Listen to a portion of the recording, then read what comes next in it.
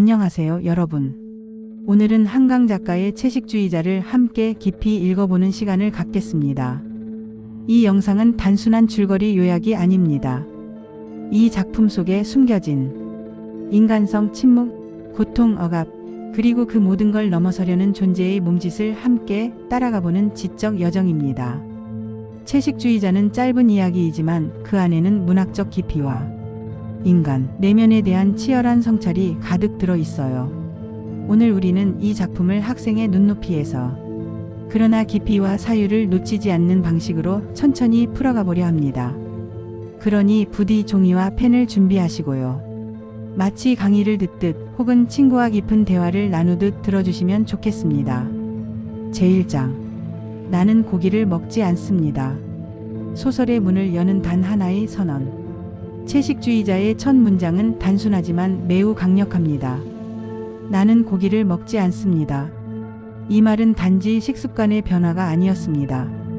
주인공 영애는 이 말을 통해 세상과의 관계, 가족과의 연결, 그리고 자기 몸의 주체성을 끊어내기 시작한 거예요. 처음 이 말을 들은 사람은 누구였을까요? 그녀의 남편이었죠. 그는 그다지 특별할 것 없는 전형적인 한국 사회의 보통 남성입니다. 영애는 이 남편에게 눈에 띄지 않는 여자, 무난한 여자로 존재했어요. 남편은 아내가 채식을 시작했다는 사실에 매우 당황합니다. 왜냐하면 그것은 가정의 질서와 식탁의 권력 구조를 흔드는 일이었기 때문이에요. 여기서 첫 번째 사례를 들어볼게요. 명절이 되면 가족이 모여 고기와 생선을 굽고 차려냅니다. 이때 누군가 저는 고기를 안 먹어요 라고 말하면 분위기가 싸늘해지곤 하죠. 가족은 왜 몸이 안 좋아 요즘 유행 따라하니? 라며 묻고 그 사람은 점점 말문을 닫게 됩니다. 바로 이 상황이 채식주의자에서 영애가 마주한 현실이에요. 그녀의 식탁은 더 이상 단순한 식사의 자리가 아니게 됩니다. 그곳은 수능을 강요하는 전통, 권위, 그리고 통제의 공간이 되는 것이죠. 이제 우리는 묻지 않을 수 없습니다. 영애는 왜 고기를 거부했을까? 제2장. 고기, 꿈 그리고 폭력. 육식은 단지 음식인가? 작품 초반에 영애는 남편에게 말합니다. 꿈을 꿨어요. 그리고 그 꿈은 매우 폭력적이고 피로 가득 찬 꿈이었죠.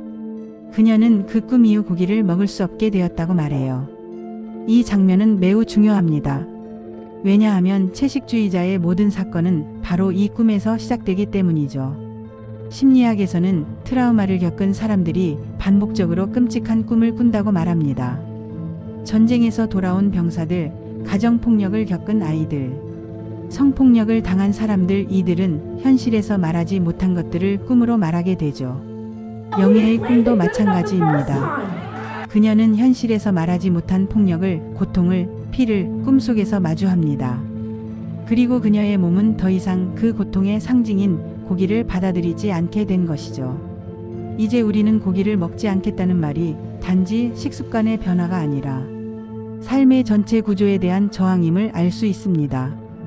제3장. 가족이라는 이름의 폭력. 이제 우리는 가족의 반응을 봐야 해요.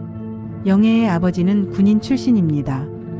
엄격하고 권위적이며 가족에게 복종을 강요합니다. 그는 영애가 고기를 거부하자 어떻게 반응하죠? 그녀를 가족 식사 자리에서 억지로 앉히고 입에 고기를 넣으려 합니다. 강제로, 폭력적으로. 그 장면에서 영애는 자신의 손목을 그어버리죠. 피가 식탁 위로 떨어지고 가족은 충격에 빠집니다. 심리학적으로 볼 때 강압적인 부모 밑에서 자란 아이는 반응성 행동을 보입니다. 말을 하지 않고 밥을 거부하고 자해를 하거나 현실 도피적 행동을 하게 되죠. 영애는 정확히 이런 식으로 반응합니다. 그녀는 말하지 않아요. 소리 지르지도 않습니다. 그저 하지 않음으로 저항하죠. 고기를 먹지 않고 말하지 않고 움직이지 않음으로써 그녀의 침묵은 사실 가장 큰 외침이 됩니다. 그 침묵이 우리에게 묻는 것이 있어요. 나는 누구의 것이어야 하나요? 내 몸은 나의 것이 아닌가요? 제4장. 남편, 아버지, 형부, 여성의 몸을 둘러싼 타인의 욕망. 채식주의자는 총 3부로 구성되어 있어요. 각 부는 다른 인물의 시점에서 서술됩니다. 1부는 남편, 2부는 형부, 3부는 언니 이내의 시선이에요. 이 구성은 매우 중요해요. 왜냐하면 우리는 영애라는 한 사람을 직접이 아니라 타인의 시선을 통해서만 보게 되기 때문이죠. 즉, 영애는 끝까지 말을 하지 않아요. 침묵의 존재로만 남습니다. 이것은 작가 한강의 치열한 문학적 장치입니다. 왜 주인공을 침묵하게 했을까요? 그 이유는 바로 이 사회가 여성을 어떻게 타인의 욕망 속에서만 존재하는 존재로 만들고 있는지를 드러내기 위해서입니다. 2부에서 형부는 비디오 아티스트예요. 그는 예술에 대한 열망을 영애의 몸을 통해 실현하려 합니다.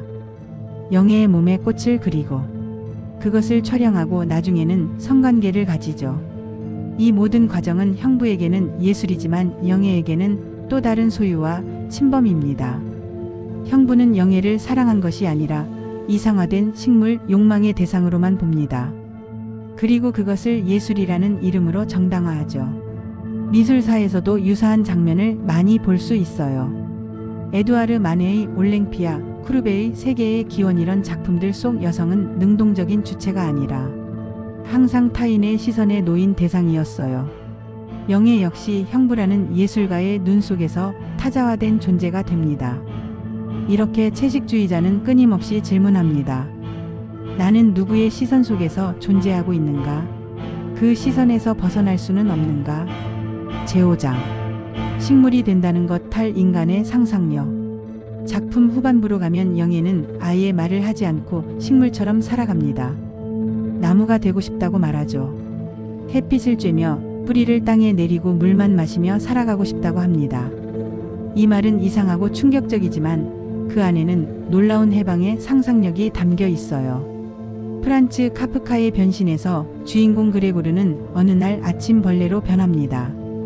그것은 가족과 사회로부터 벗어나고자 하는 무의식의 욕망이었죠. 그레고르는 벌레가 됨으로써 인간관계의 고통에서 도망칩니다. 영애 역시 마찬가지입니다. 고기를 거부하고 말을 멈추고 나무가 되겠다고 말하는 것은 이 폭력적인 질서에서 완전히 탈주하려는 행위입니다. 프랑스 철학자 들레주와 가타리는 천개의 고원에서 동물되기, 식물되기라는 개념을 말합니다. 이는 인간 중심적인 사고에서 벗어나 존재 자체를 비고정적, 비권력적, 자유로운 흐름으로 상상하는 시도예요. 영애가 나무가 되고 싶다고 말할 때 그것은 정신질환의 결과가 아니라 존재의 마지막 자유를 찾으려는 몸의 철학인 셈이죠. 제6장 침묵의 윤리. 언니 이내의 이야기. 3부는 언니 이내의 시점에서 진행돼요. 이내는 이 모든 과정을 옆에서 지켜본 인물이에요. 남편의 외도, 동생의 병을 입은 아버지의 폭력. 그녀는 끝까지 돌보는 사람, 남겨진 사람으로 남습니다. 하지만 그녀 역시 점점 무너져가요. 세상을 유지하느라 감정을 억누르고 책임을 지며 살아왔기 때문이죠. 많은 여성들이 가족을 돌보느라 자신의 감정을 억누릅니다. 어머니, 아내, 언니, 누나라는 이름으로. 하지만 돌봄은 지속되면 무거운 침묵과 울로 돌아오죠. 이내는 어느 순간 말합니다. 나도 무너지고 싶다.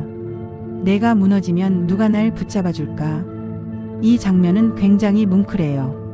왜냐하면 그동안 강해 보였던 사람이, 지탱하던 사람이 처음으로 자신의 취약함을 드러냈기 때문이죠.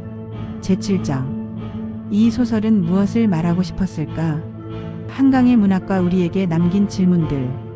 한강 작가는 이 작품을 통해 매우 조용하지만 치열한 질문을 던집니다. 당신은 자신의 몸을 자신의 것으로 느끼고 있나요? 세상이 만든 질서가 아닌 진정한 자유 속에서 살고 있나요? 채식주의자는 결코 친절한 소설이 아닙니다. 우리에게 명확한 해답을 주지도 않고 분명한 주장을 외치지도 않아요. 그러나 이 소설은 한 사람의 내면에 가라앉아 있던 고통을 끝까지 따라가도록 우리를 초대합니다. 여러분, 현실에도 영애 같은 사람들이 있습니다. 가정폭력을 겪고 말문을 닫은 아이, 자신의 욕망을 말할 수 없어 병을 얻은 청소년, 남편의 통제를 받으며 식탁에 앉기만 해도 숨이 막히는 여성들. 이 소설은 이들을 위한 이야기입니다. 그리고 동시에 우리가 그들을 어떻게 바라보고 있는지 돌아보게 만드는 이야기예요. 제8장. 채식주의자를 읽는 우리의 자세. 학생들을 위한 다정한 가이드. 이제 여러분이 이 소설을 과제로 읽거나 시험 공부로 볼 때 이런 접근을 해보면 좋아요. 1. 인물은 이상한 사람이 아니라 메시지를 담은 존재입니다. 영애는 단지 정신 이상자가 아닙니다. 그녀는 이 사회에 적응하지 못한 이방인이 아니라 사회의 고통을 가장 먼저 몸으로 느낀 예민한 존재예요. 2. 각 장의 시점을 구분해서 읽으세요. 1부는 사회적 규범, 남편의 시선, 2부는 욕망과 예술, 형부의 시선, 3부는 돌봄과 무너짐, 언니 이내의 시선을 중심으로 읽어보면 각기 다른 시선들이 영예를 어떻게 규정하고 소비했는지를 알 수 있어요. 3. 상징에 주목하세요. 고기는 폭력, 권력, 억압으로, 꿈은 무의식과 트라우마로, 꽃과 식물은 해방, 순수성, 비폭력성으로 이러한 상징들을 파악하는 순간 이야기가 훨씬 입체적으로 다가올 거예요. 제9장. 채식주의자 그 이후 나에게 던지는 질문. 마지막으로 이 소설을 다 읽은 후엔 스스로에게 이런 질문을 던져보세요. 나는 내 감정을 솔직하게 말하고 있는가? 나는 나 자신의 몸을 주체적으로 느끼고 있는가? 나는 누군가의 침묵을 외면하고 있지는 않은가? 이 작품을 통해 한강은 말합니다. 침묵하는 존재에게 귀를 기울이라. 비정상이라 불리는 것 속에 진실이 있을 수 있다. 어쩌면 지금 이 순간에도 여러분 곁에는 말없이 앉아있는 친구, 가족, 동료가 있을지도 몰라요. 그 사람의 침묵에 오늘 이 작품을 통해 배운 감각으로 조금 더 다가가 보세요. 말을 걸지 않아도 괜찮아요. 그저 존재를 인정해주는 것만으로도 우리는 서로를 살릴 수 있습니다. 지금까지 채식주의자를 함께 읽고 이야기 나누었습니다. 오늘 이 시간을 통해 이 소설이 단순한 문학 작품을 넘어 여러분 자신과 이 세계를 다시 바라보게 하는 거울이 되었기를 바랍니다. 한강의 문장은 말하듯 조용하고 때로는 무표정해 보일 수 있지만 그 속엔 고요한 분노와 아름다운 연민, 그리고 존재에 대한 깊은 존중이 흐르고 있습니다. 이제 책을 덮고 여러분 자신의 이야기를 써보세요. 그것이 이 작품을 진정으로 읽었다는 증거일 테니까요. 저는 여기까지입니다. 지금까지 들어주셔서 감사합니다. 다음 영상에서 또 다른 책과 함께 찾아뵙겠습니다. 안녕히 계세요.